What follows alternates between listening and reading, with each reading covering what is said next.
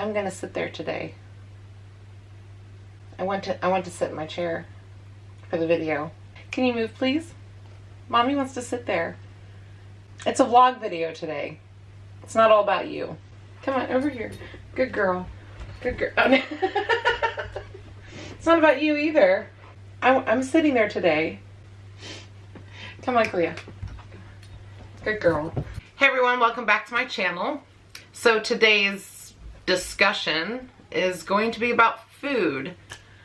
I get a lot of emails asking what is the best diet for your healer.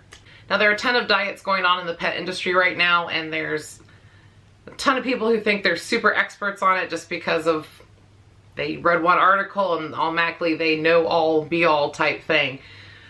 Oh Lord, here we go, this video. But please keep in mind that these are just my thoughts and opinions on the subject, and it's just based off of my experience and based off of conversations with my vet and also based off of some facts.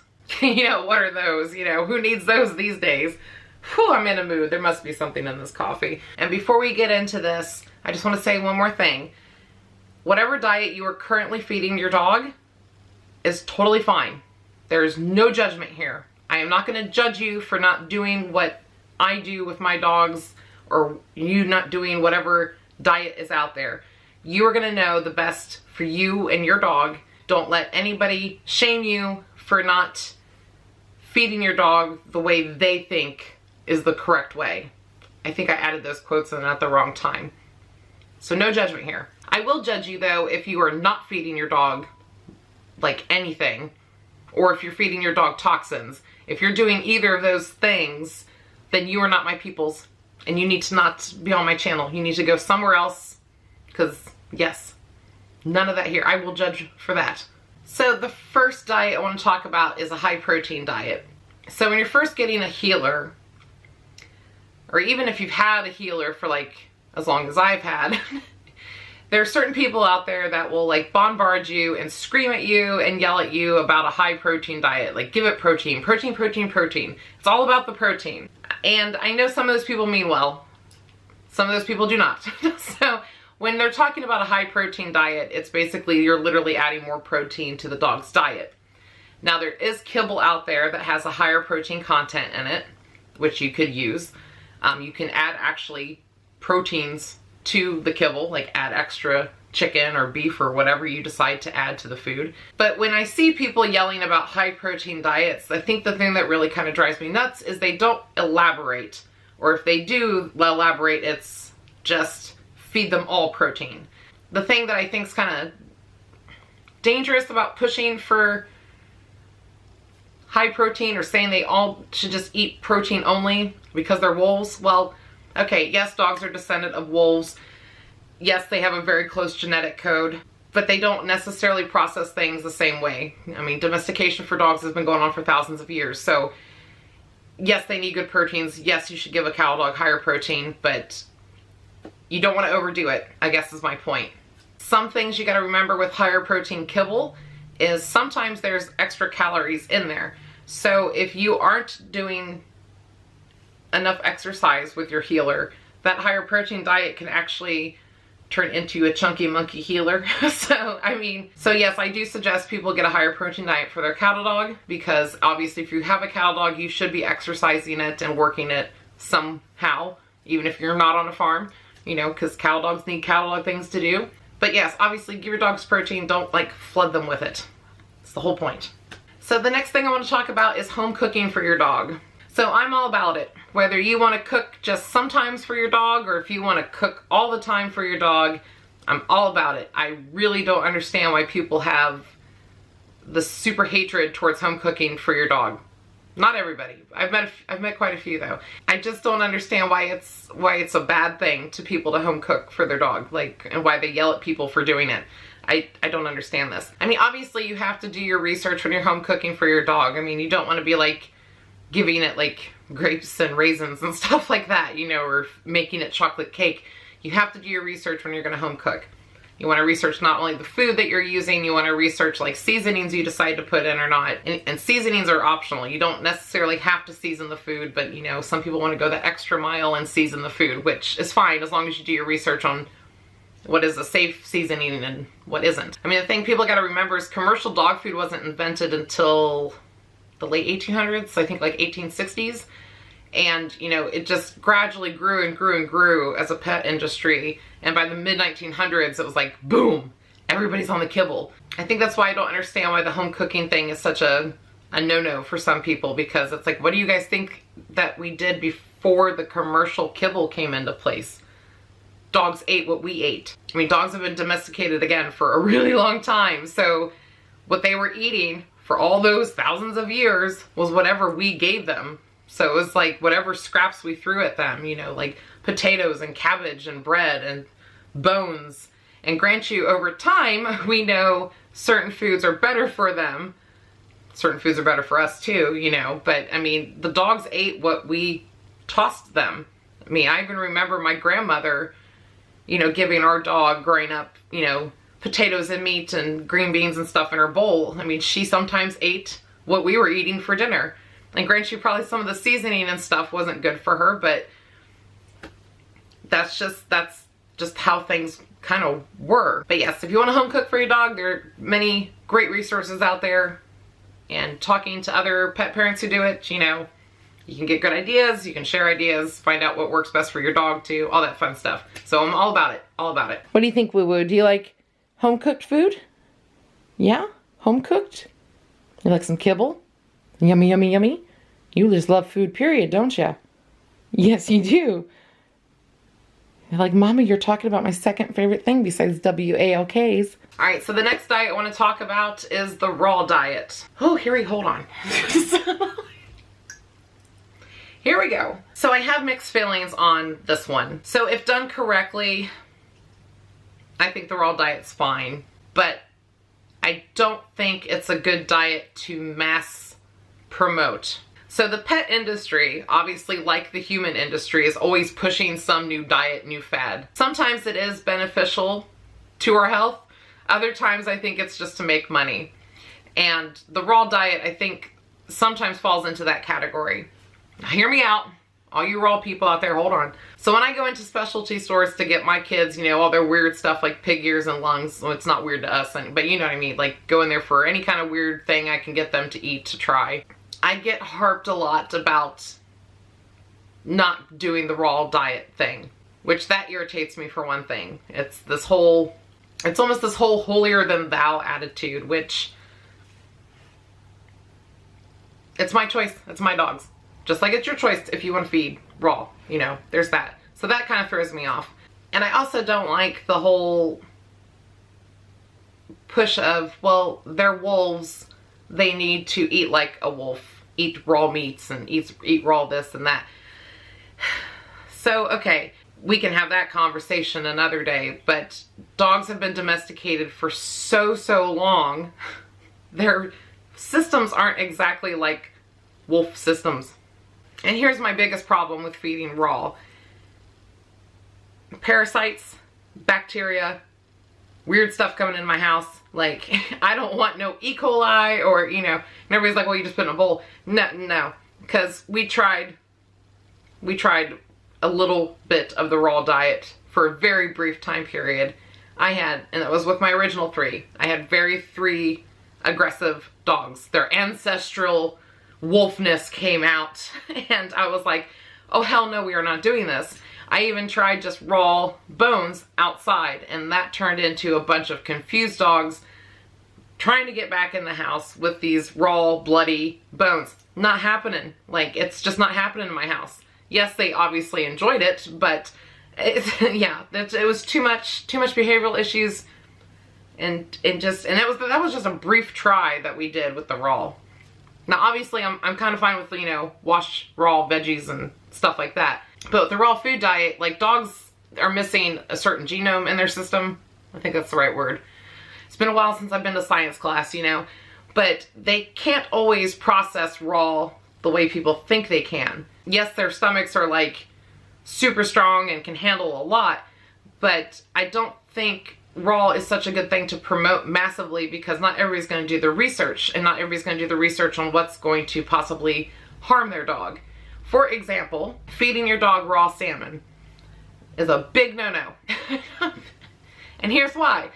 There is a parasite that is sometimes found in salmon, which if we ingest it, you know, we're pretty much okay. But if your dog ingests it, it could possibly kill them. So if you don't catch it in time, your dog could possibly die. Those types of risks is why I'm not 100% on board with raw. I do see people feeding their healers raw diets, and it's usually outside, and it's usually one healer. I haven't seen a pack of them. I'm not sure how the pack thing would work. It didn't work in my house. I mean, the main reason I know about the parasite is because our beautiful Kage, when he was still with us years ago, when I was eating salmon sushi, decided, oh, mom just walked in the kitchen to go get some water. I'm going to hop up here and help myself to this wonderful meal of sushi. And he ate quite a few pieces of raw salmon. And I looked it up, found out, called my vet. She said, yes, that's why I should be concerned. And we had to watch him for 2 days. Thankfully, nothing happened. But the what ifs just kind of freak me out more. And I'd rather just cook the food. Like, just cook it. I don't want to upset their stomachs. I don't want to risk them having anything happen to them, and I also don't want to risk them taking off with the raw piece of meat running through my house, because feeding outside is just not a thing for my healers. They're like, no, we go in, we have a system, you know, so it's just not for us. But if it's for you, you do you. So another diet that has been pushed a lot in the last decade is the grain-free diet. Now, my oldest dog is 15. And when we first got her, there wasn't too much about this out either. There were grain-free options, but it's been a huge boom in the last 10 years for sure. I've definitely watched that change with having Silver. So now, depending on your dog, there are dogs that do have allergies, obviously grain-free or corn-free or whatever kind of gluten-free thing that they have for dogs, you know, that is a thing. You and your vet are gonna know what's best for your dog if they have food allergies. I just personally feel grain-free is now like the new fad in the pet industry, or it's one of the new fads going on. And things people got to remember about dogs also is they're not strict carnivores. They're, what's the word for it? There's two different carnivores, but they're the one kind of carnivore that is able to scavenge and eat grains and eat fruits and veg, eat whatever they find if they can't find the meat. What is it called? I should have prepped more. I feel like I'm back in high school and I didn't prep for the class. Again, going back to like the home cooked stuff too. They ate not just meat, they ate everything. Dogs are able to process grain and, you know. Now, I will say that, you know, there's better grains out there than what some kibble offers. So there is that. So there's good grain and bad grain. And I think another thing people don't realize when they're feeding grain-free foods is what they're substituting the grains with. A lot of times what they're substituting the grains with is actually possibly more harmful than the actual grain. So when you're looking at the ingredient list, you're going to see, you know, like chicken, and then the next ingredient where it might be another part of the chicken, and then the third ingredient where there's usually a grain, it's going to be tapioca, or it's going to be sweet potatoes or lentils, or, and not that dogs can't eat that stuff, but when you have that large of amount, it's not good for them. So a lot of the stuff that they're substituting the grains with is actually more starchy foods and more sugary foods, and leads to higher calorie content inside the kibble. I mean, I actually had my original 3 on grain-free for years. I tried multiple different brands, and I was noticing I've got fat dogs now. Like, why do I have fat dogs? Like, I exercise them, and me and the vet couldn't figure out why they were all getting super chunky. I upped their exercise routine, and when she was looking into the grain-free with me, like all the ingredient lists and everything, some of the calorie content was like double, or had like 150 more per serving. And I'm like, oh my God, this is probably why I've got chunky monkeys. One specific brand also that we tried with grain-free caused a bunch of itchy and dry skin, and all their coats felt really brittle, and they were pooping funny. And Silver, the lucky one, got bladder stones while she was on that kibble. The company actually did a very quiet recall during that time, and it was recalled because it had too much vitamin D inside the kibble, and then come to find out, too much vitamin D in a dog's system can actually cause them to have bladder stones. So we kind of assumed it was the kibble because she never had any issue like that on any other brand type thing. But so that was just one weird incident with the brand of grain-free food. But I mean, I tried a ton of different brands throughout the years. They were on it for quite a long time. The weird little incidences just with that stuff, and then also all the weight gain, really turned me off from grain-free. And also now there's studies coming out saying that grain-free could be the cause of all the heart failure they're all of a sudden seeing in dogs, and also obesity. So that's something me and my vet discuss a lot too, about grain-free and stuff, how it might not be the best option. She's even seen a lot of obesity in dogs who are on grain-free diets. So if it's working for you being on grain-free, that's fine. You do you. I'm just sharing my experience and thoughts on it. It's definitely not something I am all for. You love food too, don't you? All kinds of food. You like breakfast time and dinner time? And cookie time? Yeah, treats? So besides being asked about what type of diets healers should be on, I also get asked a lot what I specifically feed my healers and how much I feed my healers. And that, my friends, is not getting answered today. So you should click all the buttons, especially the notification one. And when that video comes out, you'll know the answer to that. Because this video is probably going to be like I already feel like it's an hour long. I could talk for hours on this subject, honestly. So there's a lot to say. There's a lot to research, and there's a lot to, yeah, there's just a lot. There's a lot of food stuff. As I said, there's many diet options out there for your dog. I personally think dogs should have a well-balanced diet, and I think healers deserve a little extra protein. I think they need more protein in their diet, especially when they're going to be running around like, you know, Tasmanian devils. Ultimately, you are going to know what's right for you and your dog, and if you have questions or concerns, you can ask other pet parents what they're doing. You can also consult with your vet, and if your veterinarian is not willing to discuss nutrition with you, find a new vet. And to all the pet parents out there that get on their high horses and start yelling at people for not doing the diet they're doing, just stop, please. I mean, seriously, it's not helpful. Like, stop being so judgy. Everybody is going to choose what they think is best for their dog and for themselves and for their household. So let's stop being judgy to each other and like start supporting each other and helping each other out for the health of our puppies. Coming at each other screaming about, you know, high protein and how dare you feed your dog kibble attitudes. That just gotta stop. Quit being judgy budgies. Because I'm sure you made a wrong decision this week too. I'm sure you went to the kitchen and grabbed the chips instead of the apple like you were supposed to. Judgy. Don't do it. Don't do it. I feel like I'm missing some information in this that I forgot to say. I'm sure somebody will point it out. Thank you guys so much for watching, and remember to comment below, have wonderful discussions about food for your puppy and the health of your puppy. No judgy budgies. No. Adult calm discussions about dog food. You are gonna know what's best for your fur kid. Period. You live with it. We don't.